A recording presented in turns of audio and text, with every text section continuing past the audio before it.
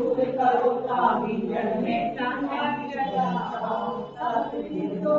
जाते हैं प्रभु नाम तुम्हारा लेने के, जीवन मंगल में हो जाता देने। मोक्ष सप्तमी के दिन विधान आदि पूजा कर रहे हैं। मोक्ष कल्याणक दिवस है। अर्शनाथ भगवान का मोक्ष कल्याणक महामहोत्सव है। ये हमारे जैन धर्म के 23वें तीर्थंकर हैं।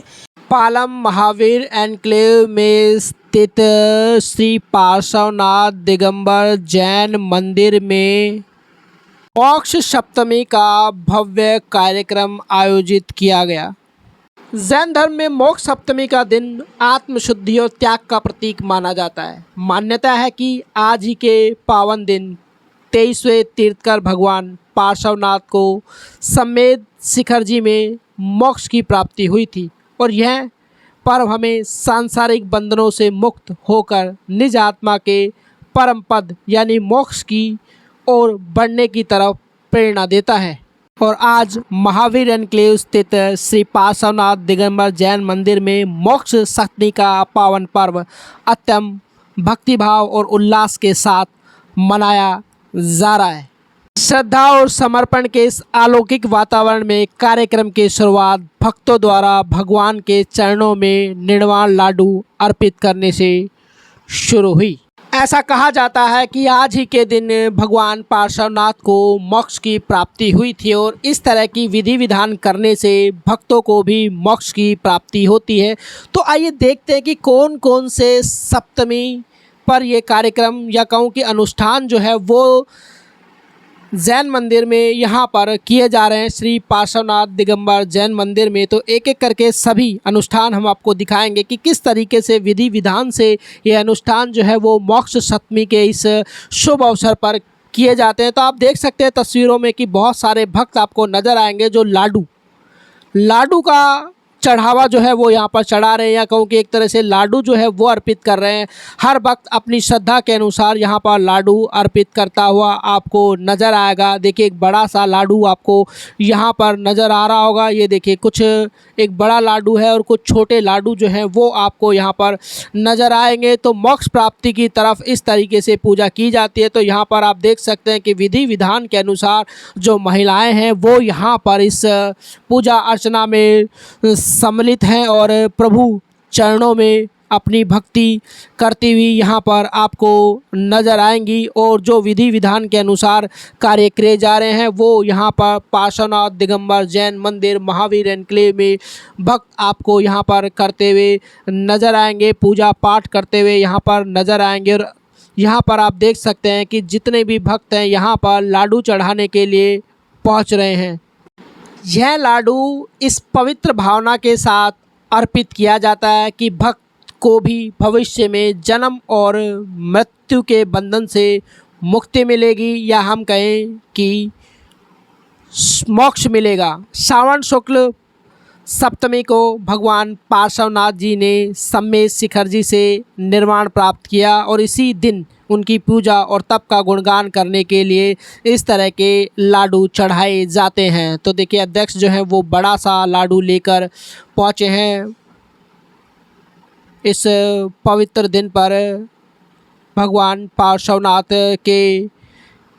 और अब कार्यक्रम शुरू हो चुका है। लाडू चढ़ाने के बाद अगली जो विधि की जा रही है वो है कलश स्थापना। तो यहाँ पर आप देख सकते हैं कि महिलाओं के द्वारा ये कलश स्थापना की जाएगी और कलश स्थापना करने से पहले कुछ विधियाँ की जाती हैं, कुछ पूजा अर्चना की जाती है कि किस तरीके से कलश की स्थापना जो है वो यहाँ पर होगी। चारों कोनों में और बीच में कलश की स्थापना की जाएगी। तो देखिए पंडित जी जो हैं वो जो शास्त्री जी हैं वो महिलाओं को गाइड दे रहे हैं कि सबसे पहले इस तरीके से कलश अपने हाथों को आगे करिए, अपने हाथों को इस तरीके से आपको पीछे की तरफ करना है, प्रभु भक्ति में जाना है और उसके बाद जो कलश हैं उनको स्थापित करना है। तो यहाँ पर आप देख सकते हैं कि महिलाओं के द्वारा यहाँ पर कलश स्थापित किए जा चुके हैं। तो ये भी निर्वाण का एक रास्ता है कि कलश स्थापित करने से माना जाता है कि निर्वाण की तरफ आप जाएंगे, मोक्ष की आपको प्राप्ति होगी, जन्म और मृत्यु के बंधनों से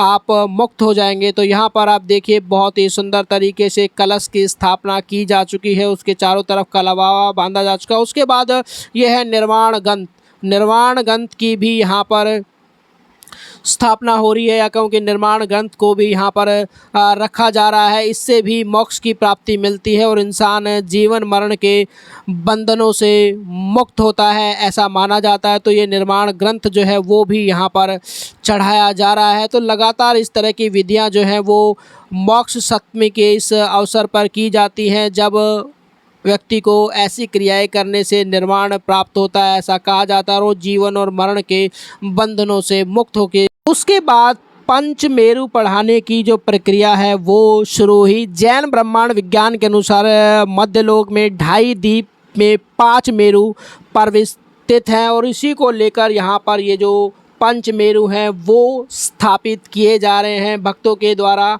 इससे भी मोक्ष की प्राप्ति होती है, जीवन मरण के बंधन से इंसान मुक्त हो जाता है। तो ये देखिए पंचमेरु जो है वो यहाँ पर स्थापित किए जा चुके हैं। तस्वीरों में आप देख सकते तो इस तरीके से पंचमेरु होते हैं। उसके बाद जो शास्त्री जी यहाँ पर पूजा विधि कराने के लिए पहुँचे थे, उनका भी यहाँ पर अध्यक्ष के द्वारा सम्मान किया गया, महामंत्री के द्वारा सम्मान किया गया। और उसके बाद ये सभी विधियाँ होने के बाद जो पूजा है वो आरंभ हुई और करीबन 2 से 2.5 घंटे तक ये पूजा चली। बालत्य श्री पंच बालत्य दिगंबर जैन मंदिर महावीर इनक्लेव के महामंत्री मेरे साथ हैं, उनसे हम आज इसके कार्यक्रम जो आज रखा गया है लड्डू दिवस, उसके बारे में जानते हैं और कैसी व्यवस्था जो है उनके द्वारा आज की गई है। जय बोलिए आचार्य श्री सौभाग्य सागर जी महाराज की जय। देखिए आज मोक्ष सप्तमी का दिन है, भगवान पार्श्वनाथ का निर्वाण महोत्सव, इसलिए हम अपने अपने जिनालों में पूजा अर्चना करते हैं। आज इसी पावन बेला पर हम मोक्ष सप्तमी के दिन विधान आदि पूजा कर रहे हैं और यहाँ लड्डू अर्पित कर रहे हैं। हमारे बहुत ही हर्षोल्लास से ये कार्यक्रम हो रहा है। आज पूरे 51 परिवार द्वारा लाडू अर्पित किया जा रहा है और बहुत ही भक्ति भाव में ये कार्यक्रम चल रहा है। और मैं पालम न्यूज़ चैनल वालों का भी हार्दिक धन्यवाद देता हूँ, उन्होंने हमारी कवरेज करने के लिए यहाँ पधारे हैं। जय जैन।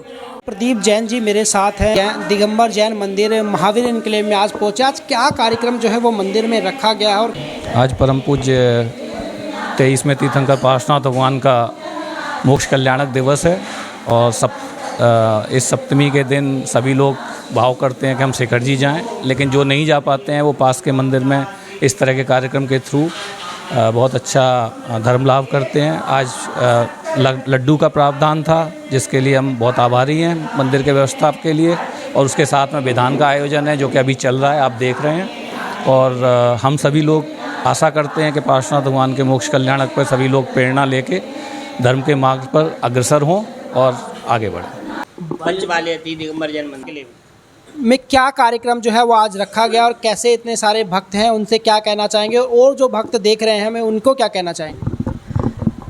सर्वप्रथम मैं ये कहूँगा कि आज तीर्थंकर पार्श्वनाथ भगवान का मोक्ष कल्याणक महामहोत्सव है। ये हमारे जैन धर्म के 23वें तीर्थंकर हैं और जब तीर्थंकर होते हैं चतुर्थ काल में तो उन तीर्थंकर के 5 जीवन की अवस्थाएं होती हैं, जिन 5 अवस्थाओं को हम कल्याणक कहते हैं कि पहला है गर्भ कल्याणक, दूसरा है जन्म कल्याणक, तीसरा है वैराग्य जिसे अपन वन कल्याणक कहते हैं या ग्रह त्याग कहते हैं, और चौथा है केवल ज्ञान कल्याणक, और 5वां कल्याणक है जो मोक्ष कल्याणक है। तो 23वें तीर्थंकर भगवान पार्श्वनाथ आज के दिन सम्मेद शिखर के स्वर्ण भद्र कूट से मोक्ष को प्राप्त किया, जिन्होंने ऐसे भव्य जीव थे वो 23वें तीर्थंकर थे।